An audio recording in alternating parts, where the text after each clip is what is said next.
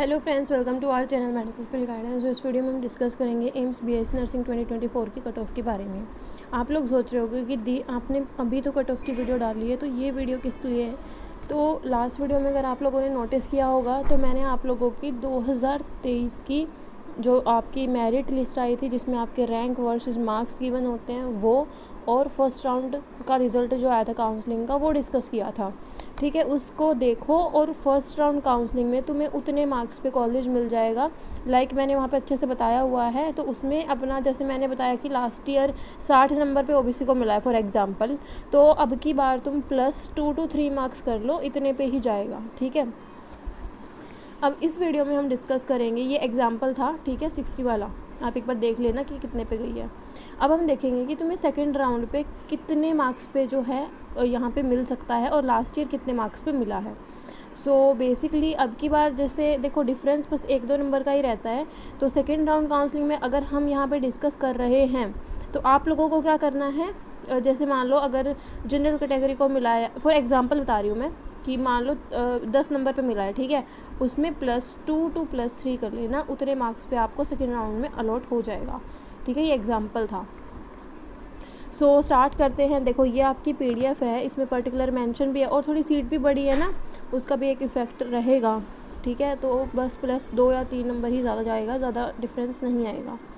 अभी यहाँ पे देखो क्लियरली मेंशन है, announcement of second round of seat allocation of AIIMS new Delhi and 15 new AIIMS of 4 BSc nursing courses 2023 session. ठीक है, सो मैं एक बार आपको लास्ट में ले चलती हूँ सो दैट आप लोगों को सबसे पहले ये पता लग जाए कि सेकेंड राउंड काउंसलिंग में मिनिमम कितने नंबर पे एम्स अलॉट हुआ है कोई भी। ठीक है, जैसे कि बहुत सारे फैक्टर यहाँ पे भी हैं सेकेंड राउंड में, जैसे कितनी नंबर ऑफ़ सीट रहती है, बात उस पर भी डिपेंड करती है, बट ये आपका सेकेंड राउंड का लेके हम चलते हैं। ठीक है सबसे पहले जनरल कैटेगरी का देख लेते हैं। 1327 रैंक पे उनको सेकेंड राउंड में लास्ट एम्स अलॉट हुआ है। सो 1337 रैंक एक बार हम देख लेते हैं।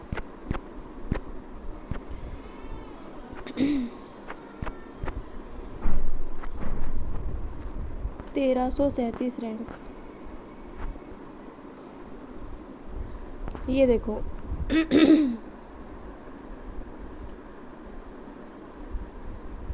1300 तो नहीं है यहाँ पे भाई,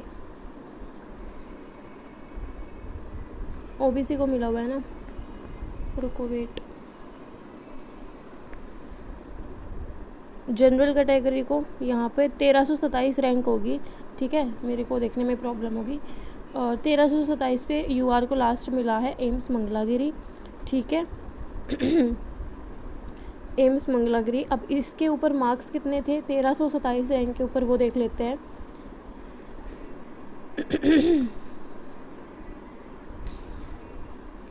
1327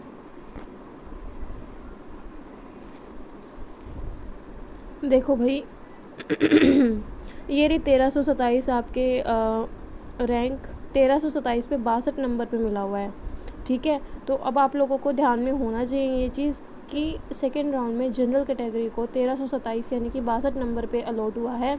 और अगर हम देखें तो 62 नंबर में आप +1 2 3 मार्क्स इतना ही कर लो, मतलब 65 मैक्स है, 62 से 65 तक आपको मिल जाएगा। अगर आपके इतने मार्क्स आ रहे हैं जनरल कैटेगरी से तो आप मान सकते हो मिल जाएगा। बहुत सारे बच्चों को अब ये होगा दी मेरे तो 60 नंबर है, क्या पता 60 पे भी चली जाए। तो बेटा देखो, एक चीज़ यहाँ पे आप नोटिस करो, यहाँ पे 62.667 कितने बच्चों के मार्क्स हैं, है ना। उसके बाद 62.2333 कितने बच्चों के मार्क्स हैं।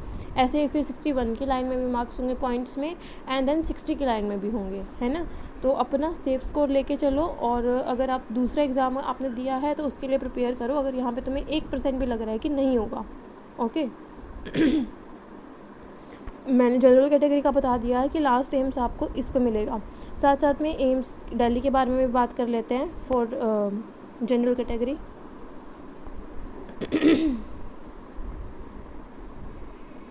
एम्स के बारे में बात नहीं, पहले एक और कैटेगरीज का भी देख लेते हैं एक बार साथ के साथ ना। हाँ जी, तो दूसरी कैटेगरीज में सबसे पहले बात करते हैं ओबीसी के बारे में। ओबीसी का लास्ट जो है 2006 रैंक पे मिला हुआ है। ठीक है, 2006 पे देख लेते हैं कि कौन सा एम्स अलॉट हुआ है ओबीसी को।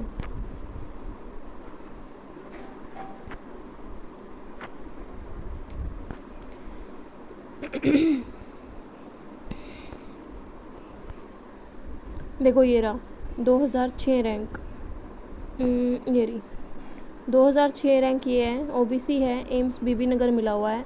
अब देख लेते हैं 2006 रैंक पे मार्क्स कितने थे। अब जनरल का और इसका देख लो तुम, ओबीसी का मतलब 700 रैंक का डिफरेंस है, ठीक है। जनरल को 1327 पे मिला है और इसको 2006 पे मिला है। तो 2006 पे एक बार मैं मार्क्स बता देती हूँ आप लोगों को। ओबीसी का इतना ही जाएगा, उससे कम या ज़्यादा नहीं होगा। अब यहाँ पे देखो 58.6 पे मिला हुआ है, 58.6। तो अगर आप ओबीसी कैटेगरी से हो, इसमें +1 +2 मार्क्स अपना ऐड कर लो, इतना ही कट ऑफ जाएगा। 58 से 60 तक, अराउंड 61 तक सेकेंड राउंड की कट ऑफ आपकी रहेगी, ठीक है। आगे बात कर लेते हैं ईडब्ल्यूएस के बारे में।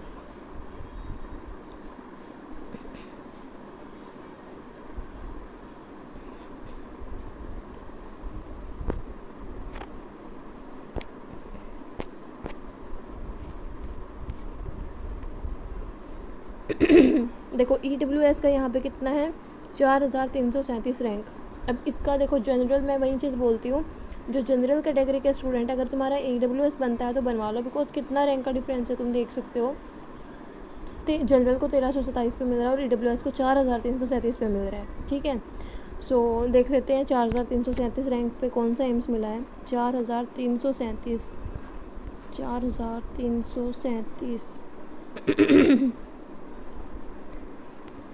ये रहा देखो 4337 पे ईडब्ल्यूएस को एम्स देवगढ़ लास्ट मिला हुआ है। अब इस पे मार्क्स देख लेते हैं कि 4337 पे ईडब्ल्यूएस के लिए मार्क्स कितने हैं। 4337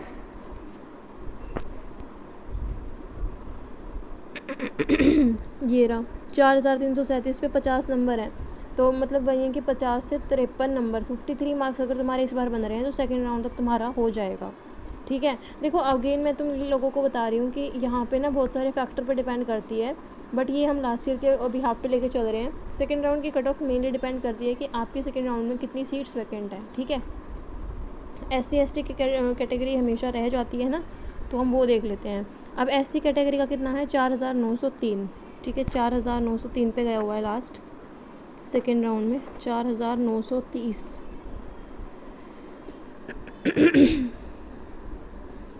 903 है, ठीक है, 30 नहीं है, सॉरी।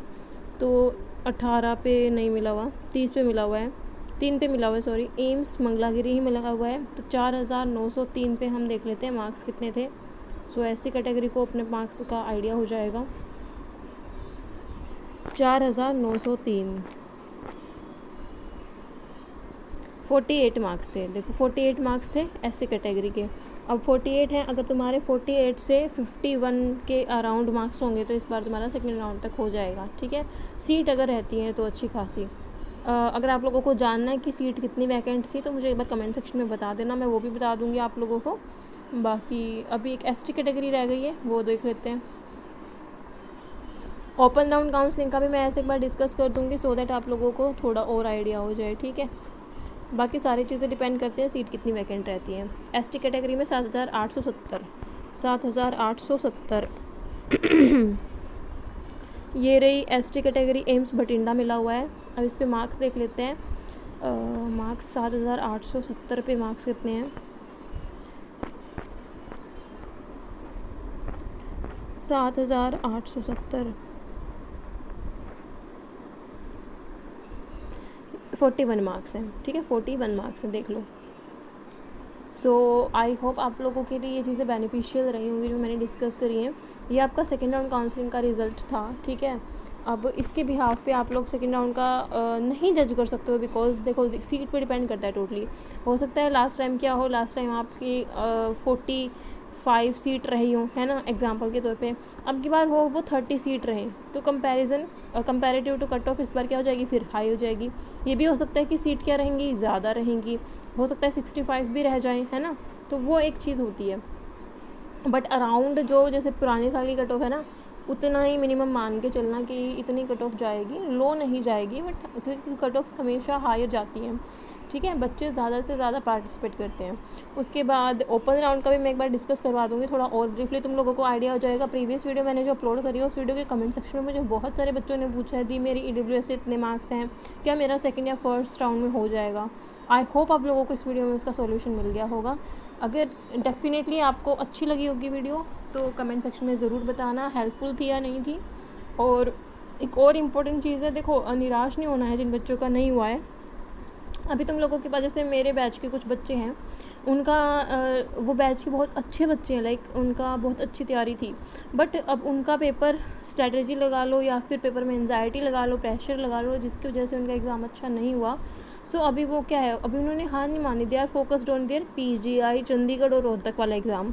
तो अपना नेक्स्ट जो एग्ज़ाम आ रहा है ना उसके ऊपर फोकस करो, उसमें सीट सिक्योर करो। अगर तुम्हारा एम्स है पहले उसमें सीट सिक्योर कर लो एक बार। अगर तुम्हारा टारगेट सिर्फ एम्स ही है तो फिर उसमें एडमिशन लेके अपना एम्स की तैयारी कर लेना, ठीक है। बट अपना मेन टारगेट रखो और उसके लिए पढ़ाई करो।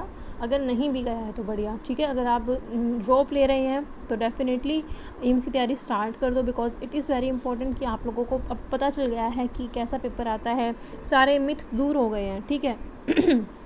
एक और चीज़ मैं यहाँ पे बोलना चाहूँगी, जैसे लास्ट वीडियो में मैंने बोला था कि पेपर आपका ईजी आया था, ठीक है। देखो एक चीज़ है, आई नो आप लोगों के ऊपर प्रेशर होता है तो उस टाइम पे आप लोग फिज़िक्स के क्वेश्चन उतने सही से सॉल्व नहीं कर पाते हो, बट कंपैरेटिवली लास्ट ईयर जो 2023 है उसके कंपैरिजन में मैं नहीं कह रही, बट 2022 की जो बायो के क्वेश्चंस हैं वो आपकी डायरेक्ट आए हुए हैं, ठीक है। वहीं सेम क्वेश्चंस आए हुए हैं ऑलमोस्ट। और अगर बायो देखो तो 30 के 30 क्वेश्चन डायरेक्ट फ्रॉम NCERT हैं। तो आई डोंट थिंक कि बायो का पेपर मुश्किल होगा। केमिस्ट्री का भी बच्चों का आसान पेपर गया है। फिज़िक्स ऑलवेज़ आप लोगों के लिए भी टफ़ होती है, जो बच्चे नीट के लिए प्रिपेयर कर रहे थे उनके लिए भी टफ़ होती है। तो मैं ये कह सकती हूँ कि हाँ लिटिल बिट लेंथी पेपर था और आप लोगों के लिए हो सकता है कुछ बच्चों की फ़िज़िक्स बहुत ज़्यादा वीक हो तो थोड़ा उनको लगा होगा tough, but chemistry and bio quite easy थे।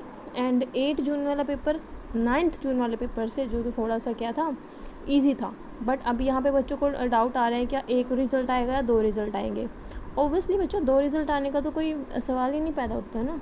आपका एक रिज़ल्ट आएगा, नॉर्मलाइजेशन होकर आएगा, एंड उसमें आप लोगों को मतलब ऐसा नहीं है जिसने इजी पेपर दिया उसका सिलेक्शन हो जाएगा या जिसने हार्ड पेपर दिया उसका रह जाएगा। ऐसा नॉर्मलाइजेशन होके आएगा तो वो आपके लिए ही बेनिफिशियल रहेगा, बट रिज़ल्ट एक ही आएगा, ठीक है। एक ही PDF आएगी जो आपकी मेरिट लिस्ट की होगी। आई होप ये चीज़ क्लियर हो गई होगी।